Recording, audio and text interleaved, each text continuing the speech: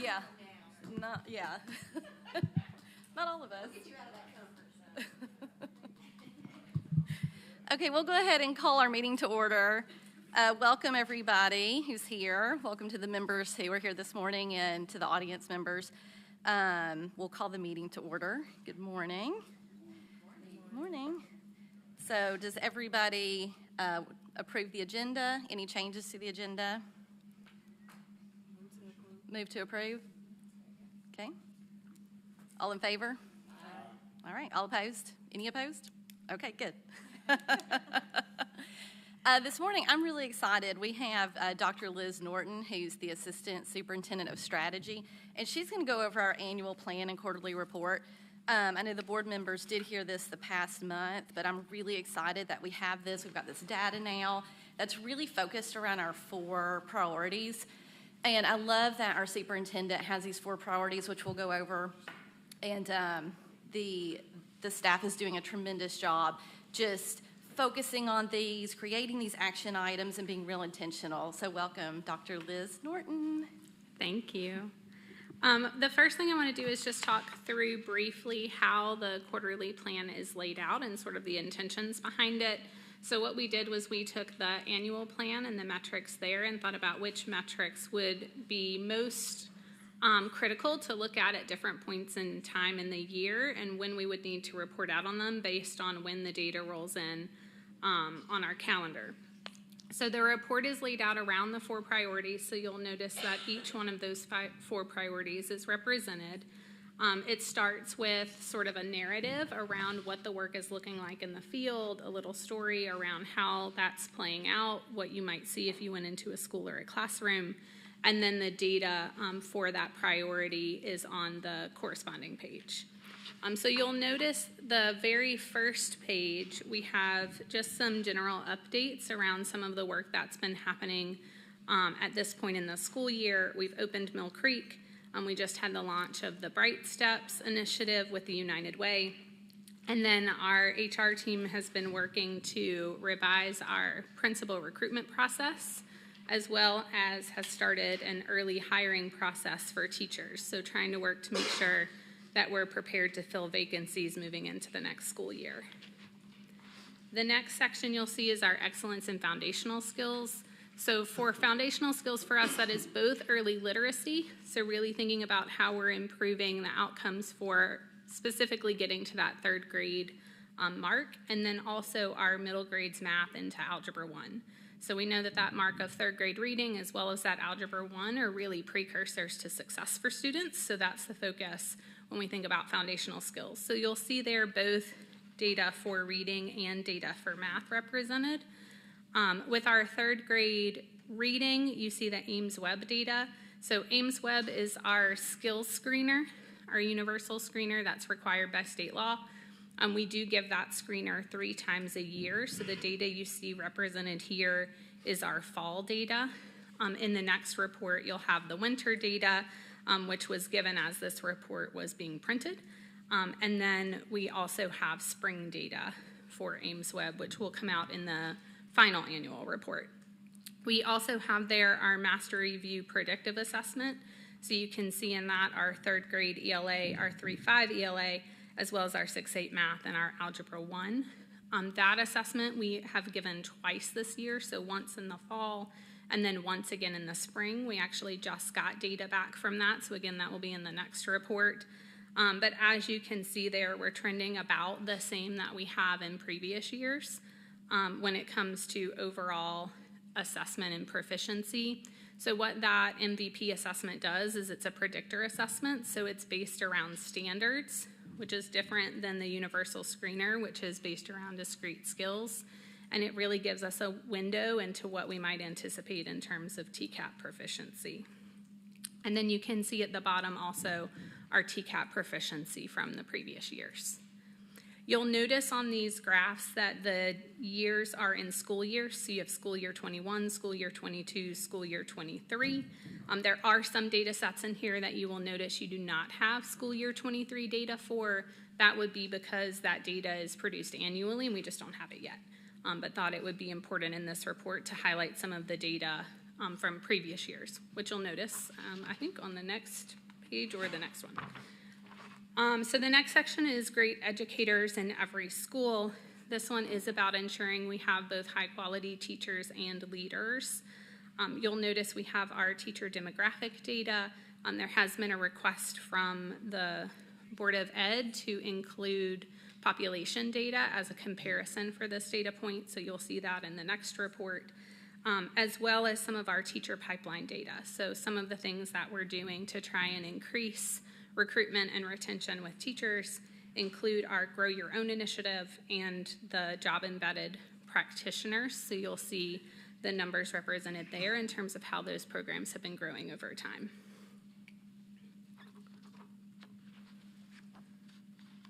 The next set of data you'll see is our career empowerment and preparation. So this one is really connected to that transformation and redesign of our high schools around the 865 academies, and thinking about how we connect the student experience to what's expected, both in career and in our own community when it comes to student success. The data that we're tracking there, again, is the data that was laid out in the annual plan. So you'll see the EPSO data there. You'll see industry credentials. On the industry credentials and certifications in particular, you'll notice you don't have this year's data yet. Again, that data is reported annually, so it will be in either the next one or the final one that we present in October. And then the last set of data you have is around success for every student. So included in that is our chronic absenteeism goals. So you'll see data represented there in terms of how we're trending for chronic absenteeism.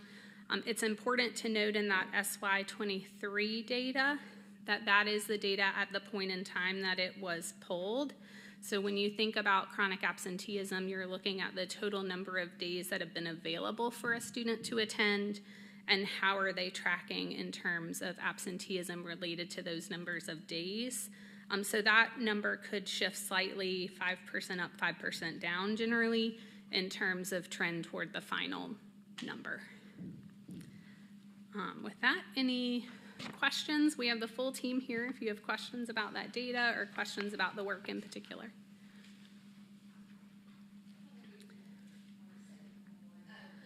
Push those buttons right there. Oh, yeah. Did I get it? There you go. Perfect.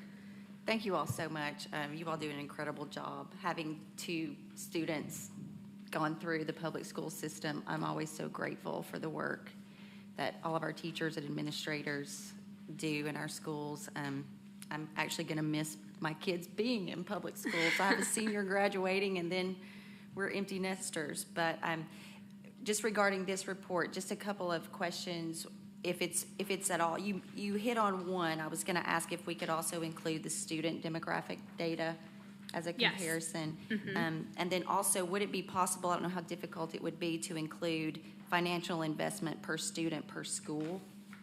If that's something we could possibly include, that might be kind of difficult, or per district. Something to think about. Yes, I don't know, and I might let Jennifer speak to it if she wants to come up. I don't know that we could do that real clear at this point. So where we are right now in terms of transition with the TISA funding model is, having been under the BEP, that was a resource allocation model. Right. And so our budgeting framework has also been a resource allocation model. So it's easier to report out in terms of what resources are we funding, and then where are those resources going versus a per pupil expenditure. But it's certainly something that we can look at, and as we think about how we transition that budgeting framework as we move into TISA, there are opportunities to think about the difference between where we want to stay a resource allocation model and where we want to move to a student-based budgeting model.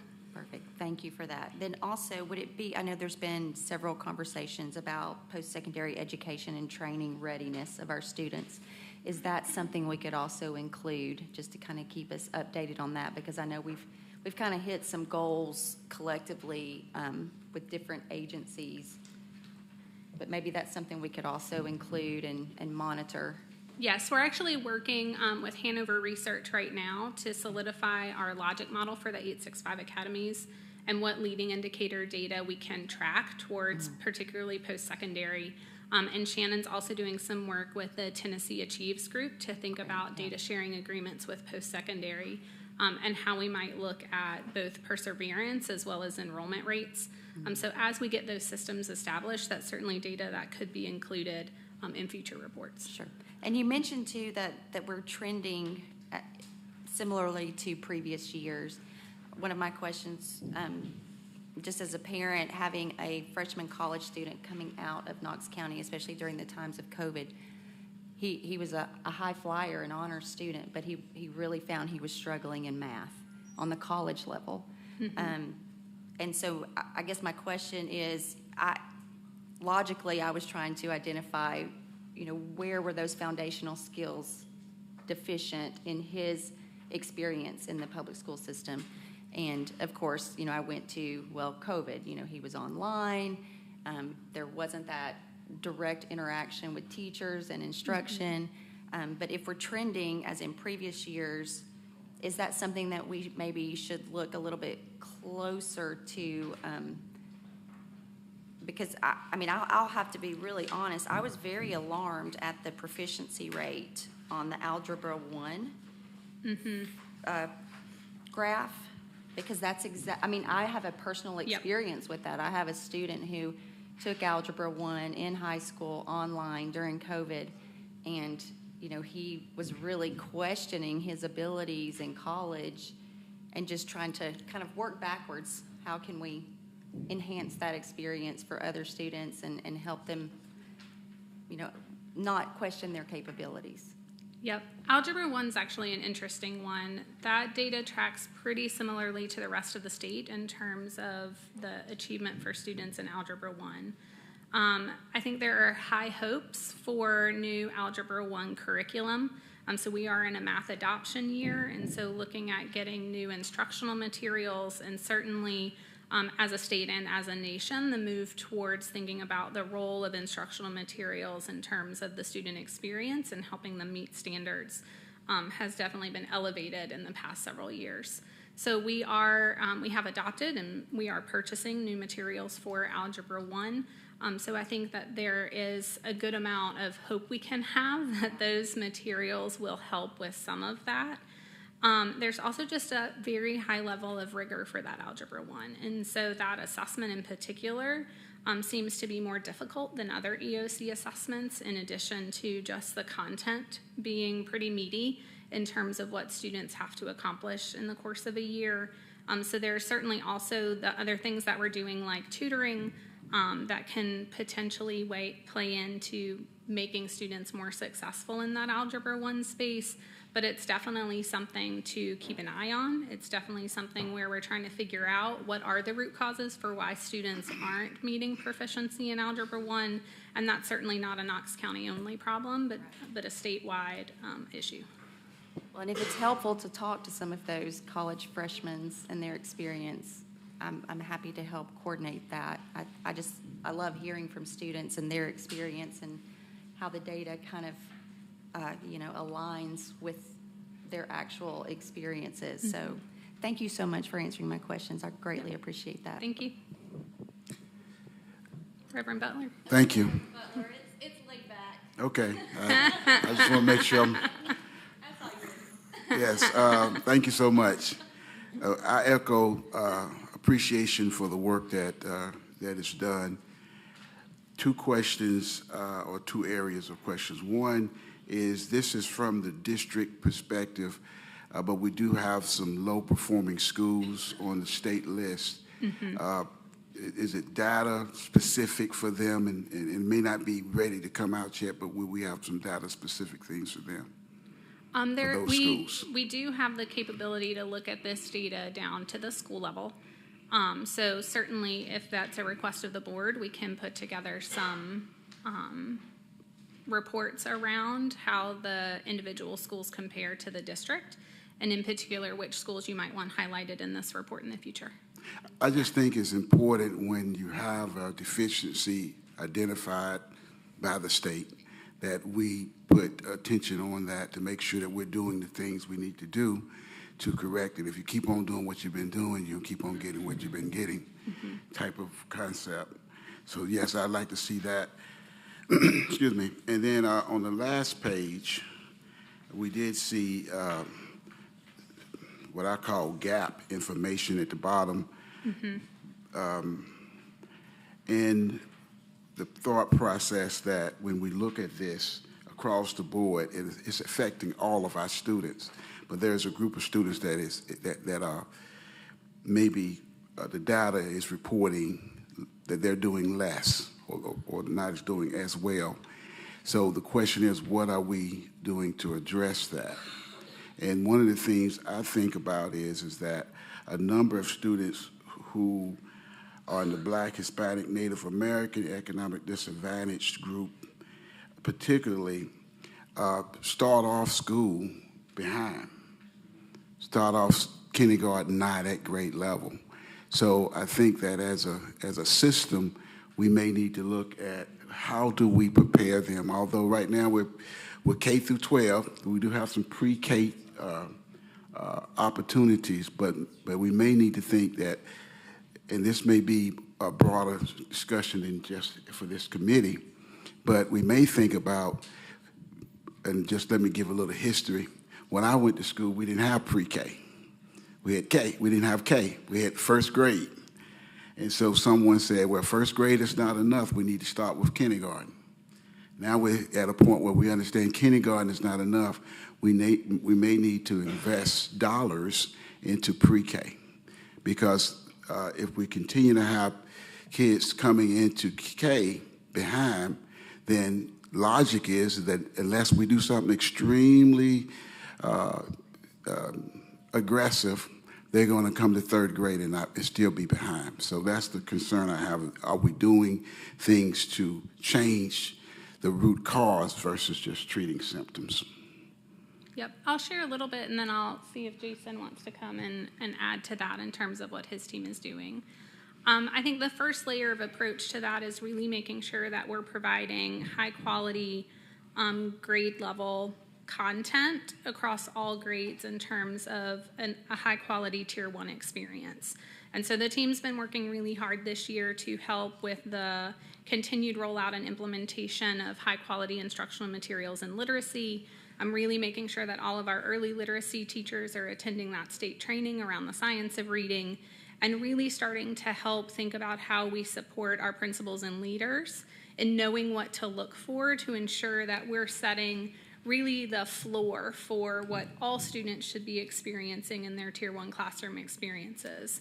That will continue on as we roll into this math adoption of really thinking about how do we ensure that that floor level is consistent, is equitable, is meeting our standard for excellence across the district.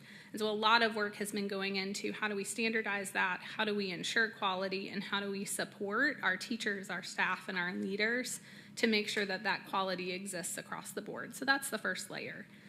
The second then is making sure that we have the right interventions in place and the supports for students who need more than just that Tier 1 experience.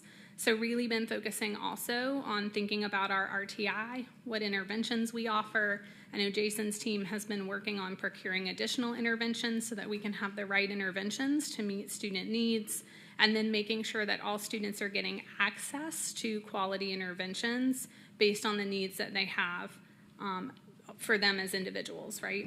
And then the next layer of that is also the tutoring. So tutoring is an extension of that intervention experience in that it provides additional opportunities for students to get access points back to that Tier 1. So when we think about a gap, it's important that students get opportunities at grade level, but we also need opportunities to support them in reaching that bar, and that's the role that tutoring can play. So really helping to kind of pull those pieces together. And so as the team focuses on those three parts of the priority work, those are things that we should see influence and fill gaps and help us see more equitable outcomes over time. But Jason, would you like to add to that? Dr. Norton did a really great job. Good morning. I'm Jason Myers, Assistant Superintendent of Student Success. So back to Dr. Butler's question about some of the schools that have traditionally been low performing. I know since the beginning of this school year, we've talked a lot about the region structure, and there have been a lot of questions that we've addressed about Region 5 and its placement in the Division of Student Success. And we've been talking about, we're working on a strategic plan so that we can bring some new ideas, new initiatives, and a new way of promoting excellence in our Region 5 schools. And so I wanted to touch on that briefly since we had everyone here together and Dr. Butler asked a question that was relevant to it. So we've been working through this process, honestly, since the beginning of the year, but really digging in, starting in November of last semester, working with a team to really dig in and get a lot of feedback from community partners. They've done a great job of doing everything from individual interviews to focus group interviews to really dig in and start to collaborate with our community partners. They've worked with principals, they've worked with our teaching force, and they've even met with kids to talk about our Region 5 schools, what we see there that's going well and where we see areas of opportunity. And what we've done is worked to develop a strategic plan, a 5-year strategic plan to start addressing some of those needs. We'll be rolling that plan out in the coming weeks, and I can tell you it's exciting, right? We really are putting a lot of work, and I think we're going to be putting a lot of resources toward improving our schools there in Region 5. So I think when you see the budget proposal, you're going to see a lot of things where we're really, it's one thing to say you're committed, it's another thing to show you that we're committed, right? And so I think as we start looking at budget proposals for the coming school year, you mentioned pre-K access. I know Dr. Reiswick is very committed to making sure that we're getting kids those early opportunities, because really our best way to get kids ready is to get them ready early, right?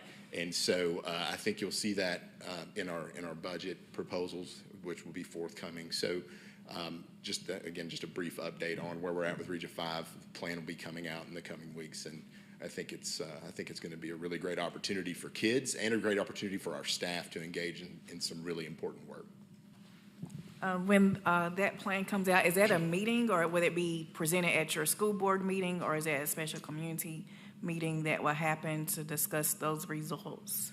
Sure, and I think that's a good question. And so really what our plan is, because we've been so purposeful in how we've gathered this information, right? So one of the first steps we're going to take is we want to make sure we close that communication loop with the groups that have been involved in helping us draft this plan, right? So at this point, we're still working with our team to determine how exactly we want to go about that. I don't know that we envision there being just a big ribbon cutting kind of ceremony where we roll this plan out, because to be quite honest, from my perspective, this is the work. This is what school is, right? Like, we're executing a 5-year strategic plan, to try to do what's best for kids.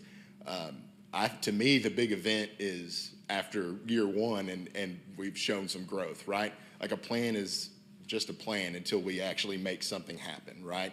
And I think that's where my commitment is. I know we've established, as part of this process, working toward establishing very strong and ambitious metrics around success. How are we going to know we did a good job? So to me, the thing that's worthy of celebration is not that we made a plan. School leaders should have a plan, right? To me, what's worthy of pomp and circumstance and excitement is when the plan has actually worked and we've done something to benefit our kids and our community. Well, thank you for that. I feel like we're going through a disruption of education. Especially, I spoke at a elementary school in my district, and the burden is heavy, and you can see it and you can sense it on the teachers and the support staff. Of, when I spoke to a group of kids, I didn't realize some of them were homeless. Some of them may have gave me hints of being in gangs. And I'm trying to figure out, how do we really do the education and empowerment of those students? It seems like, are we here to purely educate, or is it like a social work system too? I mean, the expansion of how do we raise a family together so the student will be educated. And I hope what I say is making sense. But I'm just trying to figure this out. Because, I know the teachers care and the support staff care, and it's becoming heavy. And I'm also concerned about the mental health of our teachers, having to serve those communities. I'm doing too much. I'm sorry, doctor. No. If you don't know, I think so. So thanks for that for sure. So, and thanks for Jason. I didn't mean to cut him off. He did a great job talking through that. So, I think like we hear you. So we've said this from the beginning about 8 months ago that some of the things you're talking about we are part of the community, but we can't be the full community in that. We don't have that level of counseling and that level, all those kinds of things. So we made that call a couple of months ago to the full community and said, hey, if we're going to raise this next generation up to be successful in Knox County, it's going to take all of us. And so I think that's been the beautiful thing about this Region 5 plan that Jason was talking about. It really has been purposeful in interviewing people and talking to people. And part of that rollout to that, so I'm going to answer your question, but say part of the reason we've gotten to that is we don't want, this is not okay, great, we heard you. Like in the past, my 2 cents, long generation of us engaging the community, we've done it in a way that has been kind of like, okay, there's a fever pitch in the community, let's have a meeting, let the air out of the balloon, and then let's go back to our corners and keep doing what we're doing. That's not how we've approached any of these things over the last 8 months.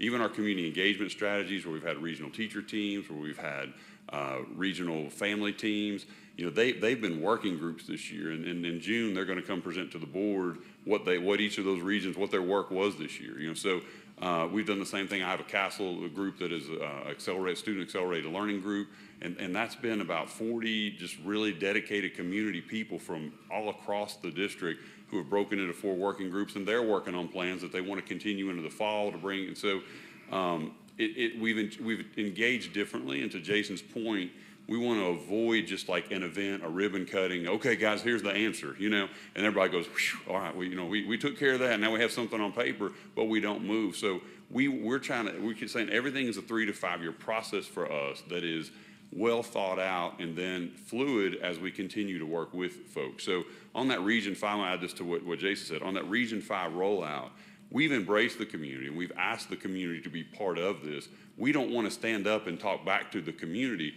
Our goal is to have those core stakeholders, and we've identified 40 to 50 to have those kinds of conversations back in with them when we've got this thing finished and go, this is what we all agreed on, right? And then stand hand in hand with them together in the conversation with the community, not all those folks line up on the front row and go, we're going to judge whether we like it or not. Like that's not a community answer. So we want to come back to these guys kind of and ladies and women and leaders and kind of say, this is what we're committed to for the next 3 to 5 years. There's going to be times it's going to be hard. There's going to be times it's going to be rough.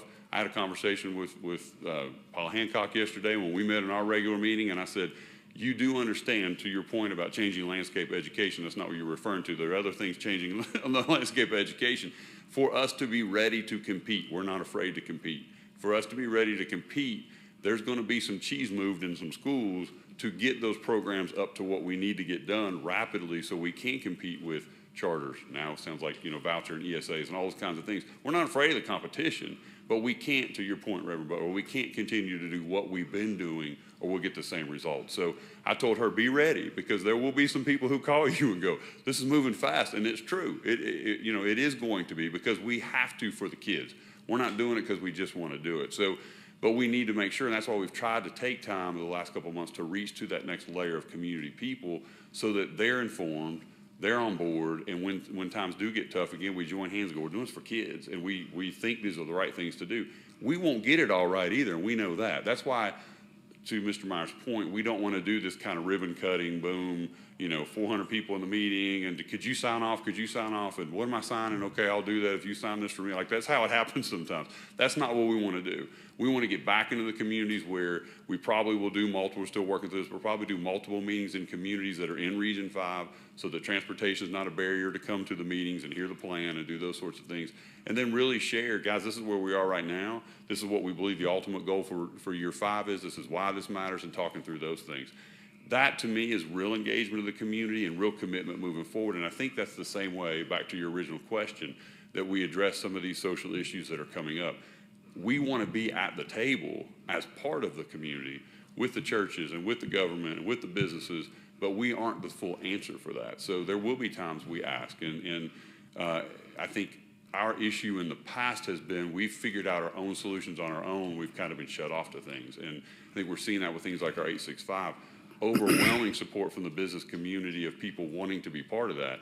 That was because we approached differently what we were doing. We came to the community and said, here's what's best for kids for the next generation of the workforce. We embraced the chamber. We embraced both mayors. We embraced this whole conversation, and people are going, oh, you really want us in the schools. It's not just something you're going to do and you're telling us about it.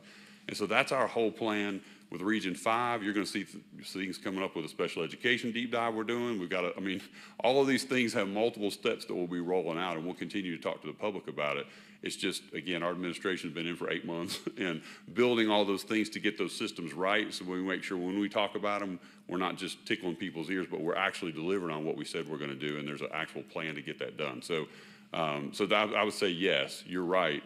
We want to be at the table. I know Mayor Kincan has been an example of that. We had a conversation when they're talking about reducing violence. She asked us to be at the table, and my conversation with her was, we'll be at the table as a community member. And she said, this is not a school issue. And I said, yeah, but at the same time, we're part of that community. So we want to be at the table with, again, the faith leaders and all those other business leaders and everyone else as part of that. But it's not it's your problem, it's our problem, it's that problem. So I know I've talked a lot, but that's kind of how we're trying to develop everything that we do and present those out. Well, yeah, I definitely appreciate it, and I know Reverend Butler, we represent the same district, and I love the conversation that, we are no longer working in silos anymore, and we are all here called to serve, so I appreciate you I don't know who was the decision, but I know it's a team effort of focusing on Region 5, because we know the struggle, right? And we live it and we see it, and it gets hard on me. So, and I know it's a heavy lift for everybody else, so I just want to say I appreciate where we're going, and I know that what we're heading to is really a war. Like, we are trying to take back, take away the negativity and bring back our positivity and give light to District 1, and I know it's our time. Thank you. Sure. Let me say that I agree, because I've been part of this process, I believe, not from the beginning, but because it began before I came on board, but I feel like we were just almost starting together. And so I worked with Region 5 assistant principal and director and principals, and also came to KICMA, which is Ministerial Alliance of Majority Black Ministers who represent Black congregations in the Black community, and we've had a chance to have input and continue to do so. But I do also think there needs to be, as you say, community meetings, but meetings in the communities, because there's a lot of people who are involved with this that are not on the focus groups. And as much as we like to think it happens this way, the trickle-down effect don't always work with funds or with information. So I think we have to get out there and share the plan and invite everyone to be involved, whether they are part of a focus organization or not. So I think that's going to be a major piece, and certainly not a celebration. In fact, I can assure you that there are going to be some folk who ain't in the celebrating mood. But I do think it's a time that we're saying this is what we want to do, and we want you to be involved and give persons a chance to first become aware of it. There's still some folk who are not aware of it. And then once they become aware of it, understand this is what we're trying to do, and then spend some time with it, and then coming back periodically and say, this is where we are. So I think that's a piece. But going back to one of the questions I raised was the early childhood component.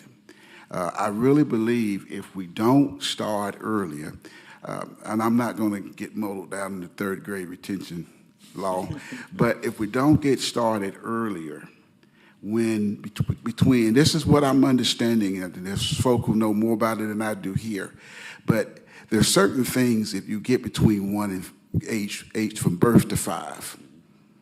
That's when you're just soaking in information. And I knew that, but then when I watched my youngest grandchild who's turning 3, and I said to all of my children, because I watched them do it, whatever you say, they gonna say. And so it's so true that that's an age where they're just accumulating, and we're starting at 5. And I'm saying that we as a society, as a district, as a system needs to reach earlier and be very intentional about starting earlier. Because what's happening is, and this is how I see it, 865 is awesome. I'm excited about it. I really am. But there are some kids who could benefit from 865 that's not going to make it there, simply because we missed them between 1 and 5. So I think that's a piece that I just can't let go. And I know this is built in there. We talked about it, and we've looked at some plans. But I think we really have to be careful that we don't try to fix it on the back end. We got to fix it on the front end. Yeah, I agree, and I'll let you speak to that also, Dr. Riswick. And I think that that's one of those pieces too where community comes together, because we are K through 12, and when I kind of started diving into this whole literacy thing, which is a big passion of mine, literacy really, if they're not reading by kindergarten, if they're behind in kindergarten, they're going to be behind. So really, that birth through 5 is a vital piece. The vital piece. But that's where community can also come together. I know United Way has launched their Bright Steps campaign. So that's another way. And I'm really excited about our school system, because I think we're really at a tipping point of where community is really coming together and not just talking about it, not just saying, yeah, that sounds fantastic, and we all want those things, but I think we're actually seeing that intentional plan and those steps and those action items and really coming together. And I know that, and I'll let you speak to that a little bit more, but that is another piece where communities coming together, and how do we not work in silos and come together around our kids. I appreciate that, and I'll say Dr. Lackey, our pre-K supervisor, was the co-chair. She's amazing. Yeah, she was the co-chair of that with Ellie from United Way on Bright Steps, and so that's work we have been involved in. Let me shed a little light into that area. We agree 100%. This is why it takes time. We're tackling areas that the district, that it just, a lot of stuff happens over 30 years, right? That we haven't tackled in a long time. Nonprofit supports after school and before school. It's messy, and they're great folks. Messy. Every one of those organizations are great folks. There's grants, and there's this and there's that, and it's restricted by this and that, when they can have kids and we can't, and how they use our facilities. And we've been having all those conversations. They're really good conversations with Bart McFadden and Jim Dixon at YMCA, and some of those things we'll be able to solve, some we won't initially. But we're having real conversations. I think this pre-K space is another one of those. We don't have any legal jurisdiction over there, so it totally has to be a will thing that everyone wants to come together. So we applaud Matt and Ellie and what they're doing at United Way to kind of say, can we get in that space and kind of map what's there, and then let's see what we can do with a whole lot of support. We're on board with that, and I think to what Mr. Meyer said, I want to totally get out there yet because we haven't talked to all the board members and that sort of thing, but I think you'll see a commitment in this budget cycle to some pre-K things that we want to do. And again, everything's 3 to 5 year project, so it's not going to be, boom, we figured out pre-K this year, and budgets will never handle that. But just that commitment to kind of structurally build supports for those kinds of things to happen and how we do that. What we're finding lots of times is we haven't even had point people in the district to run the nonprofit conversations or the pre-K conversations. So, we're not behind in the game. I mean, we are as a community, but they're in the same place at United Way right now. We're trying to figure out who those right people are. So there'll be things we'll fail forward on. There'll be things that we'll think are great ideas that end up not being great ideas. But I think the thing we all share is that commitment to say, how do we start getting good models in that space? You've got federally funded programs, you've got locally funded programs, you've got grant funded programs, and all that together has to be patchwork together to make a better network before kids come to kindergarten. And we have to also be aware of turf and how people have claimed turf in the past, and who's better suited for that, and can we give that up? I mean, so that's a lot of vulnerability for a lot of very successful organizations, and a lot of those raise funds. So the fact that we're at the table having those conversations, again, will probably be a multi-year step and some missteps in the way, but it doesn't mean we don't need to have it, because it is critical. So I agree with what you all are saying. And I know we're short on time, and I'm the newbie, so I apologize. I'm also one of those that is relentless about asking questions. But quickly, some additional questions and comments, and if we need to have a follow-up conversation, I know I can grab any of you. But I also sit on the Hardin Valley Academy High School Advisory Council, and at the last meeting, it was very apparent to me that our teachers feel like they're in crisis, as well as the students. Part of that is the mental health component that we're all kind of mucking through and trying to figure out. But suicide assessments are up, and staff turnover has not only impacted our students, but our teachers, our teacher teams as well. And I'm just wondering, I saw where we've got about 100 openings system-wide. What have been the numbers through the year? I mean, I know that, like, for instance, my child has had 3 teachers in one class, and that is kind of, you know, it's tough. It's tough on kids, and it's tough on our teachers. You know, how you're addressing that's one point. And then also at our legislative conference with local legislators across the state, the TISA funding breakout session, there were questions about sustainability with that model. And then also it was brought up that they were giving us historical data that charter schools traditionally are not successful. And so many of the local legislators were kind of trying to figure that out as well. And I guess I'm just curious as to your thoughts. And then the last point was, I'm sorry, I have so many points. I also serve on the Community Action Committee, and youth homelessness is on the rise. And it's very sad because we don't have the data because those children and those students are leaving home and they're not reporting, and so they don't go into the database because they don't want to be flagged, I guess. And so that's another concern. And then also talking about the earlier education, our Head Start programs through the Community Action Committee right now, 13 out of 39 classrooms are closed because of staffing, and we have a waiting list for those. So like you said, it's very difficult kind of getting in the weeds with all of these partnering agencies, but I have to say I absolutely love the fact that we are, as communities, coming together, because for over a century, our schools have been the heart and the soul and the spirit of communities. And I really feel like we are shifting back to embracing that concept and embracing our schools as the heart, as the gathering place of community. And, you know, I represent the entire county, and I can tell you that for years, businesses, other nonprofits have said, how can we get involved? How can we get engaged? And now I have an answer. You know, I have an answer, and I'm really, really excited about it. And I want to thank you all, because this is not easy. The amount of information and concerns that you all have to consider, it's exhausting. It is exhausting. And so on those bad days, just remember that we support you. We all want what is best for our students. That's the game. I mean, that is the end game, whatever is best for our students to succeed. And I love that we're having intentional conversations. You know, I really do feel like you have commissioners who have good relationships with their school board representatives and who talk and are just doing life together, and that makes all the difference. So thank you. Thank you, and I'll just say again, I'm blessed with an incredible team that you guys see today. I've also, we are out in the field. I mean, I've been able to get to about 60. I'm gonna get to every school before we're done, but about 60 already this year for pretty deep visits, and a lot of the things you're talking about, I hear those same things. I do want to say one thing, and then if Ms. Himmelgarn wants to address the one question. I was trying to write them all down in my head, Kim, but I'm not sure I got to them all. If she wants to talk about the retentions, where that's with not retentions, but openings from past years and how it was this year, I will say this too. Interesting kind of, you're right on the suicidal part and the mental challenges that are there. It's interesting though. I kind of think there is that definitely.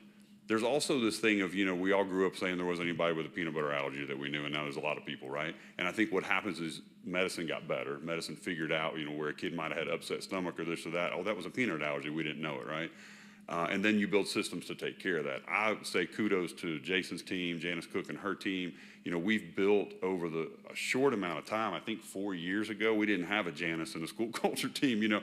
And so we've built out a tremendous team to get a lot of that done and build out response and crisis response and how we do those assessments. So some of the increase in those I think we're actually getting to them, right? We actually have a system and a way to do that and identify that we probably weren't 4 or 5 years ago. And so, you know, there is now, it's very obvious how to do that, and the counselors are trained in it, and there's a team from downtown that assesses and looks through all those assessments, and like that didn't exist before. So, you know, some of the uptick is we're probably catching what we weren't catching before, and then we also know, you know, society is as society is right now. So, you know, we continue to build out on that and work to get better at doing those kinds of things, and I think that make a difference. But I'm going to be quiet now and let Ms. Hemmelgarn, if she wants to speak to that.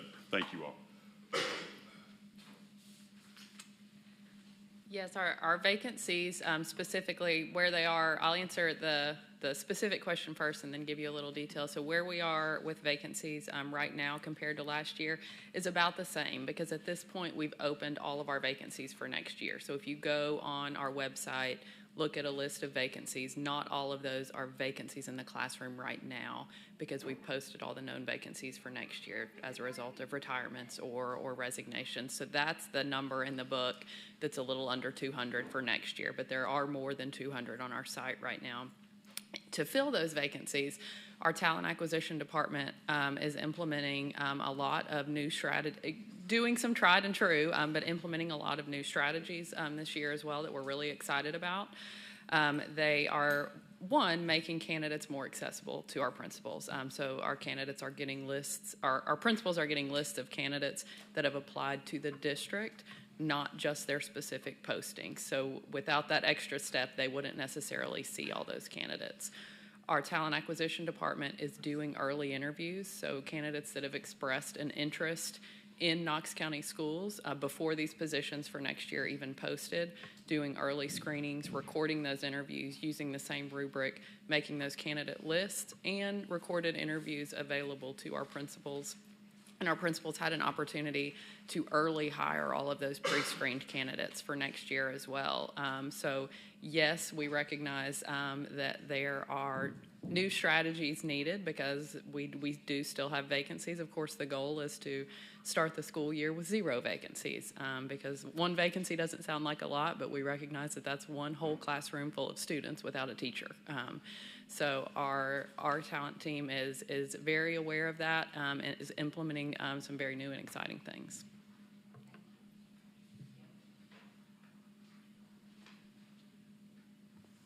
I know we're kind of running low on time. I mean, I could talk about this stuff for hours.